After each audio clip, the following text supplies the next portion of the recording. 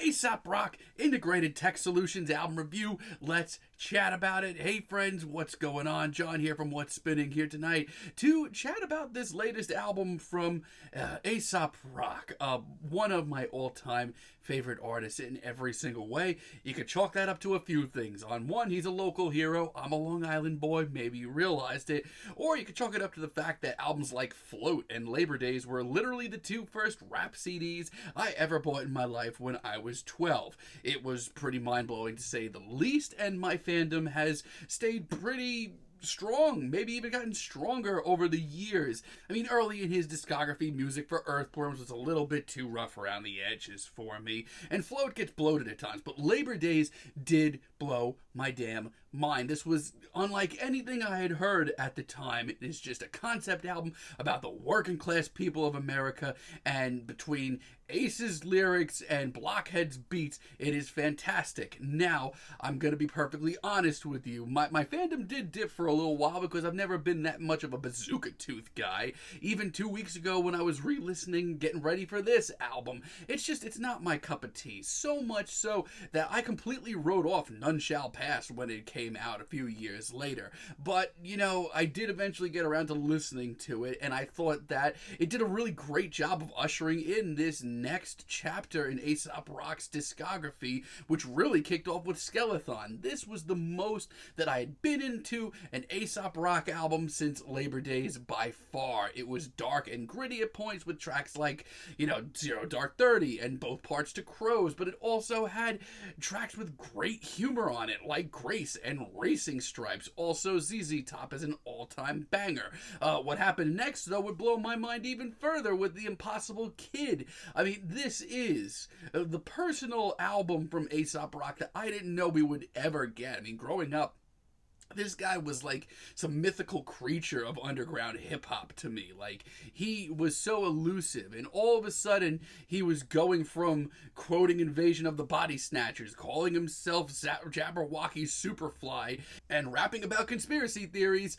to opening up about his past and his youth, and I never thought we would see the day of that. Also, Spirit World Field Guide, my thoughts on it haven't changed. Back in 2021, this was my this was my runner-up album of the year, I should say, and it's a really joyous album that is heady and weird, but also goes very deep into Aesop Rock's creative process, and it's honestly really, really good. And outside of that, Aesop Rock is always busy, whether it be his Malibu Ken project that he did with Tobacco that was really awesome. How about his long line of EPs with Homeboy Sandman that are all real quality stuff? Oh, by the way, he reunited with Blockhead last year for Garbology. That was pretty cool too, which leads me to this latest album from Mr. Aesop Rock. This is his 10th studio album solo, and God, the guy's got a lot in his tank still, doesn't he? This album starts off with the ITS way, the Integrated Technology Solutions way.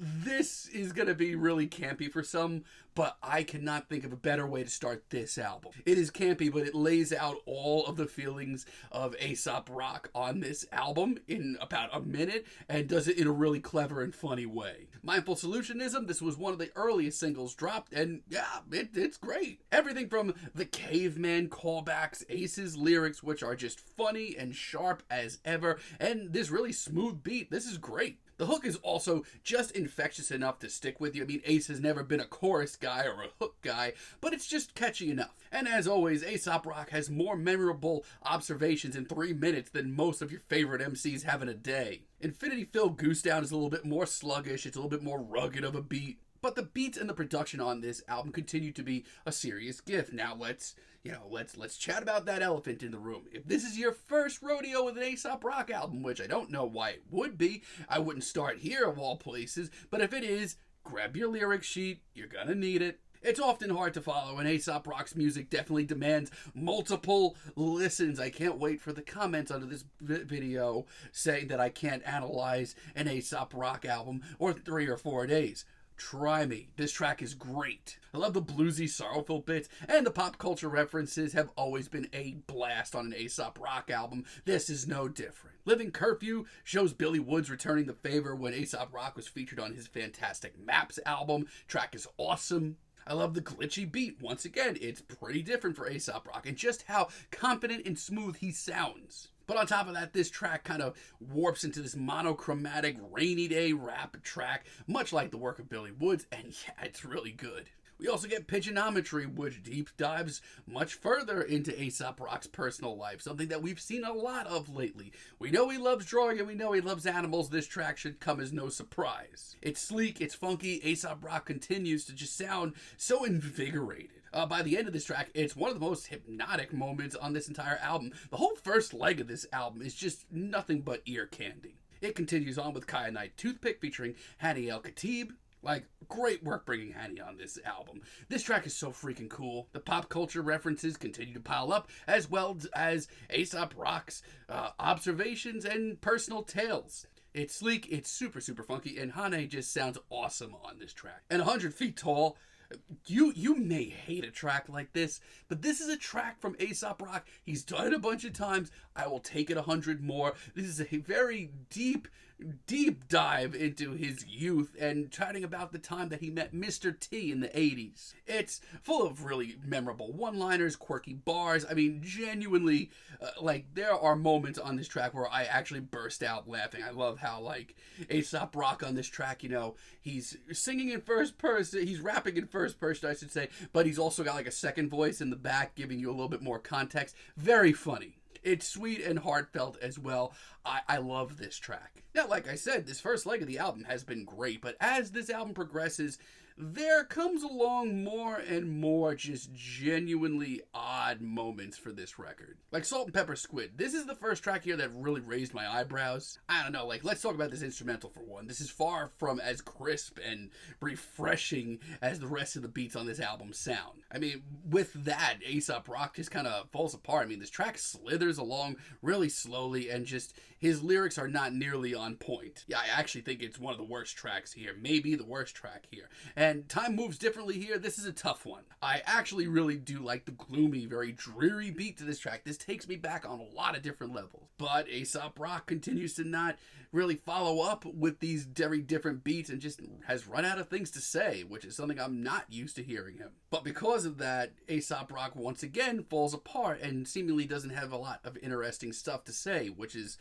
God, I can't remember the last time I said that. There's so much better material here, man. This just sounds like a demo. Then we have Bermuda featuring Leilani Tiano. This is a weird one because it just sounds like Aesop Rock is trying way, way, way too hard, like this sample and Leilani's guest vocals here, which are easily some of the most forgettable here. It's just really unflattering all around. Also unfair. I mean, this track, this is just bad technique. I actually really love Aesop Rock's lyrics on this track, going into deep dives on his thoughts on Vincent van Gogh. Also, the sort of term failure in general. And I do really like the beat, but they don't seem to add up. Like, these lyrics with this beat, it's just not very flattering. This could have been recycled and used in a much more interesting manner, trust. But outside of that, Aesop Rock, guy still has a lot of gas in the tank, very clearly. I mean, Aggressive Steven, this is one of my favorite tracks here.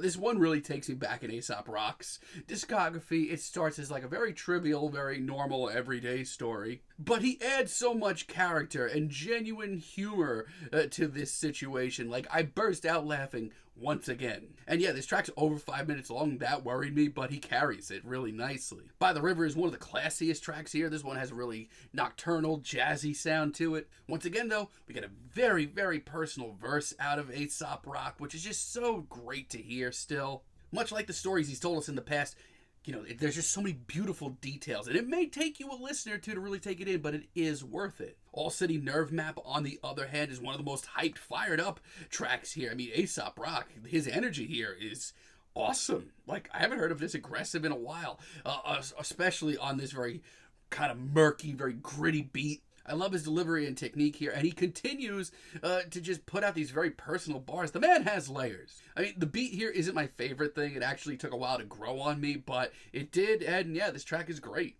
Also, forward compatibility engine featuring his boy Rob Sonic is pretty great. This is dark, abrasive, and freaking nasty at points.